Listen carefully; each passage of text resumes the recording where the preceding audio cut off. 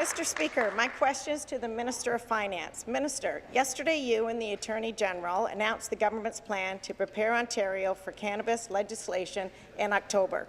I was pleased to see our government is making the safety of our children and youth our top priority.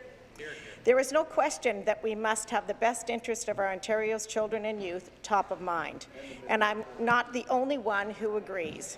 Yesterday, the Ontario Chamber of Commerce released a statement supporting the government's commitment to develop a private retail model.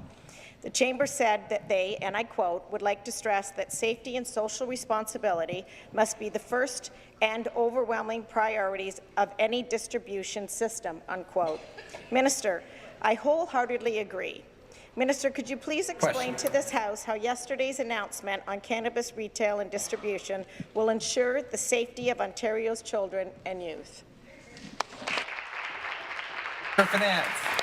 Well, thank you to the member from Burlington for the question. The member is right, Speaker. It was our responsibility to develop a retail and distribution system that protects youth and combats the illegal market, and that is exactly what we are proposing. Right. On October 17th, the Ontario Cannabis Store retail website will provide a safe, secure and reliable outlet for consumers aged 19 and over to purchase cannabis.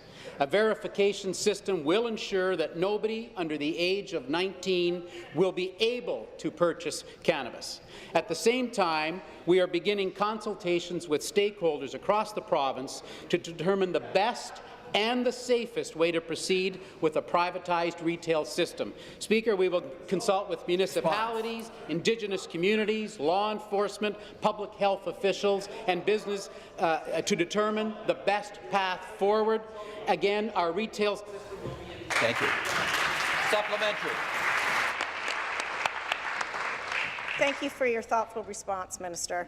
As I'm sure all members will agree, it's important that the requirements to legalize cannabis is met safely and responsibly. I am happy to hear this is exactly what we will be doing. Although I am confident our approach will not tolerate anybody sharing, selling, or providing cannabis to children, I am concerned about players in this illegal market continuing to target our children and youth. Minister, can you please provide more information on how the government's plan will combat the illegal market? Thank you. Minister. Thank you again for the question. As I said earlier, protecting our youth and combating illegal market are our top concerns. Currently, there is no legal way to access recreational cannabis anywhere in Canada.